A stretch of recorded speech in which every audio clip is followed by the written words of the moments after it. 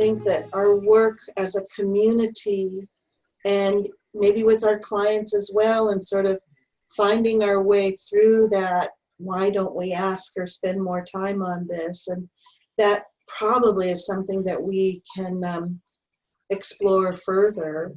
But it just feels like they're like the resisting the hardening and is a tough place.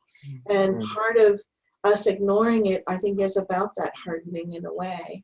And so as a community and as clinicians, what will we stand for, I guess, is like, where do we start?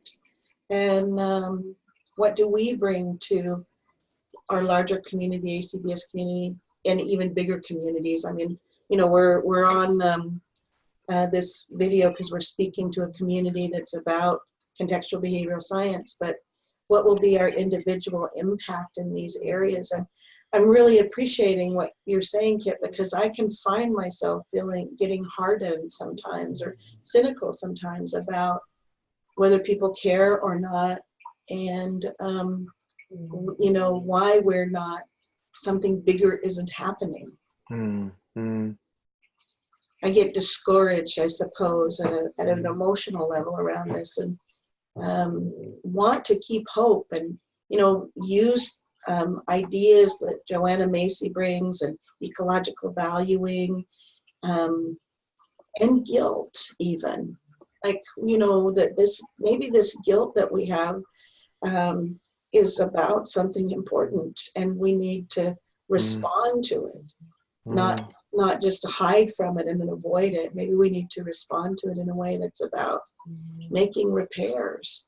And if I can add to that, I think part of the legacy of what our field of psychotherapy has done is to maybe create an idea in the popular culture that guilt is a bad thing.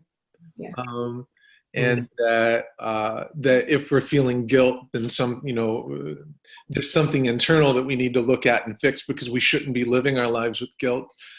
But I had a therapist who pointed out to me once that really there's kind of two kinds of guilt. There's a sort of a neurotic guilt, and there's a moral guilt. And that some guilt may actually be healthy. It may be pointing us toward places that we know that we can and perhaps should be taking action, but we've been avoiding that. And so rather than just trying to use psychology, use psychotherapy to make that guilt go away, you know, maybe we can also be helping people to contact that in a way that motivates action. Yeah. Interesting. Well, you know, one thing that this makes me think of, and Martin, you and I have talked about this a couple of times, and there's sort of a fascinating idea here. It's like, so the guilt doesn't seem to be motivating enough, or we're trying to reduce it or avoid it. And it brings up this notion of the wicked problem that we face. And I think that it's even been categorized into a super wicked problem, what we face today. And maybe I see that we're coming to, you know, the end of our time for this particular discussion, but perhaps we could introduce the idea of wicked problem, or super wicked problem even, and then pick up our conversation on exploring super wicked problems and ecological therapy, and doing mindfulness work to face these super wicked problem that needs to be faced. And Martin, are you willing to just say a tiny bit about? Yeah, gladly. Yeah. Yes, in a way, just looking at the order of these things, we would need to be in touch with what we value in a way, because I suppose looking at the concept of a wicked problem and a super wicked problem is almost looking at what do we do about it, which of course comes after we've decided there is something of value to be pursued here. And, you know, odd as it may seem to us three, you know, the the accelerating degradation of the biosphere, you know, the life support systems beginning to grind down, and so on and so forth. It somehow or another, that doesn't seem to be to become quite apparent that we might value their repair and sustenance. But if it does, then we're up against the wicked problem. And so I jotted a few things down here to because there's quite a lot of thought about it. But global warming is a wicked problem that requires what you might hope to be a wise approach, and it's what seems like solutions from one perspective often exacerbate the problem from another perspective. So if we jump to what do we do next and leap at solutions, there's a possibility that we make things worse. I mean, you know, there was an excitement about looking at biofuel as an alternative to fossil fuels, which had all sorts of repercussions on, you know, the commercial aspects of growing just in order to turn into fuel, and what happened to food production, and so on and so forth. And wicked problems tend to crash into each other and create more wicked problems. But the term was came up as in contrast to a tame problem, where you can define what the problem is, and typically that is what science is very good at. It needs a problem that has a clear definition. Wicked problems don't really. The term is usually attributed to Rittel and Weber, 1973, in a paper, Dilemmas in General Theory of Planning, and they suggest 10 distinguishing points. So shall I just go through those? Yeah, let's just say those points. I'll just say them, and then, yes. So no definitive formulation, no end point where the problem is fixed, not possible to identify all solutions, no binary right or wrong solution, only better or worse. Every solution is one shot that can't be undone or redone. No absolute test to measure success of the solutions. Every wicked problem is essentially unique.